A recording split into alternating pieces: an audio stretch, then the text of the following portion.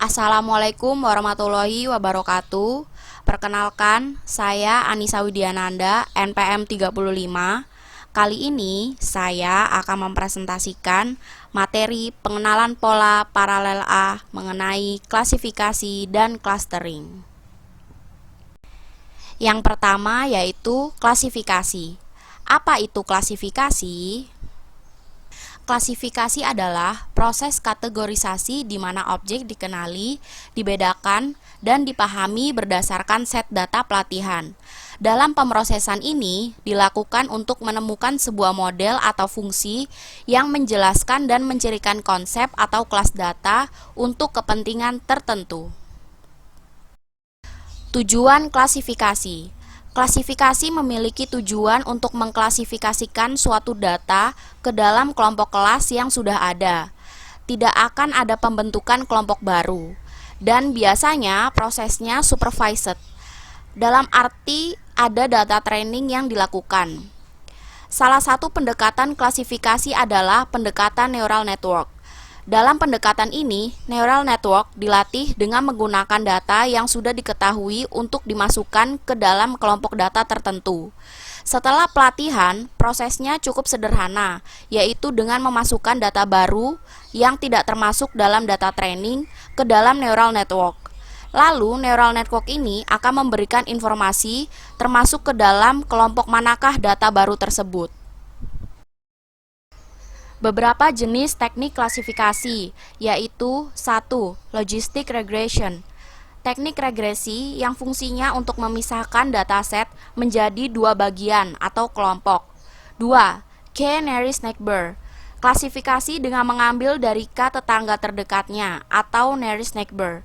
Yang ketiga yaitu support vector machines. Teknik yang menggunakan dua titik atau dua vektor dengan membentuk garis pembatas. Yang keempat yaitu naive Bayes, teknik klasifikasi yang menggunakan teori Bayes. Berikut merupakan contoh algoritma classification, yaitu K-nearest neighbors, atau biasa disebut KNN. Algoritma yang berfungsi untuk melakukan klasifikasi suatu data berdasarkan data pembelajaran atau trained dataset yang diambil dari K tetangga terdekatnya atau nearest neighbors, dengan K merupakan banyaknya tetangga terdekat. K-nearest neighbors melakukan klasifikasi dengan proyeksi data pembelajaran pada ruang berdimensi banyak. Ruang ini dibagi menjadi bagian-bagian yang mempresentasikan kriteria data pembelajaran. Setiap data pembelajaran direpresentasikan menjadi titik-titik C pada ruang dimensi banyak. Gambar di samping ini merupakan flowchart dari K-nearest neighbors. Yang pertama, tahap yang dilakukan adalah menentukan jumlah tetangga terdekat, K. Hal ini untuk menentukan setiap kelas pada sentroid yang akan dihitung nanti. Kemudian, menghitung jarak tes data ke training data. Hal ini bertujuan untuk menghitung jarak antara tes sampel dan setiap kelas di sentroidnya. Kemudian, urut data berdasarkan data yang mempunyai jarak Euclid terkecil. Hal ini untuk memprediksikan kelas dengan metode sentroid terdekat. Kemudian, tentukan kelompok data tes yang akan dilabelkan mayoritas pada K, sehingga data dapat terklasifikasi dengan baik. Yang kedua yaitu clustering. Apa itu clustering? Clustering adalah sebuah proses untuk mengelompokkan data ke dalam beberapa klaster atau kelompok sehingga data dalam satu klaster memiliki tingkat kemiripan yang maksimum dan data antar klaster memiliki kemiripan yang minimum. Tujuannya agar objek-objek yang bergabung dalam sebuah klaster atau kelompok merupakan objek-objek yang mirip atau berhubungan satu sama lain dan berbeda atau tidak berhubungan dengan objek yang ada dalam kelompok lainnya. Lebih besar kemiripannya atau homogenitasnya, akan lebih besar pula perbedaan di antara kelompok-kelompok yang lainnya. Berikut ini adalah contoh clustering. Gambar paling kiri merupakan data asli, yaitu data sebelum diklaster. Kemudian, dari data tersebut dikelompokkan menjadi 2 klaster. Lalu, data dikelompokkan menjadi 3 klaster, tetapi masih banyak menemukan kemiripan. Sehingga, data perlu dikelompokkan lagi menjadi 4 klaster. Pada tahapan clustering ini, dilakukan hingga memiliki tingkat kemiripan minimum atau tidak mirip dengan kelompok lainnya. Selanjutnya yaitu syarat clustering. Yang pertama ada skalabilitas. Suatu metode clustering harus mampu menangani data dalam jumlah yang besar. Yang kedua yaitu kemampuan analisa beragam bentuk data. Algoritma klasterisasi harus mampu diimplementasikan pada berbagai macam bentuk data seperti data nominal, ordinal, maupun gabungannya. Yang ketiga yaitu menemukan klaster dengan bentuk yang tidak terduga. Banyak algoritma clustering yang menggunakan metode Euclidean atau Manhattan yang hasilnya berbentuk bulat. Padahal hasil clustering dapat berbentuk aneh dan tidak sama antara satu dengan yang lainnya. Karenanya dibutuhkan kemampuan untuk menganalisa cluster dengan bentuk apapun pada suatu algoritma clustering. Yang keempat yaitu kemampuan untuk dapat menangani noise. Data tidak selalu dalam keadaan baik. Ada kalanya terdapat data yang rusak, tidak dimengerti, atau hilang. Karena sistem inilah suatu algoritma clustering dituntut untuk mampu menangani data yang rusak. Selanjutnya yaitu sensitivitas terhadap perubahan input. Perubahan data pada input dapat menyebabkan terjadi perubahan pada klaster yang telah atau bahkan bisa menyebabkan perubahan yang mencolok apabila menggunakan algoritma clustering yang memiliki tingkat sensitivitas yang rendah. Selanjutnya mampu melakukan clustering untuk data dimensi tinggi. Suatu kelompok data dapat berisi banyak dimensi ataupun atribut. Untuk itu diperlukan algoritma clustering yang mampu menangani data dengan dimensi yang jumlahnya tidak sedikit. Yang selanjutnya yaitu interpretasi dan kegunaan. Hasil dari clustering harus dapat diinterpretasikan dan berguna.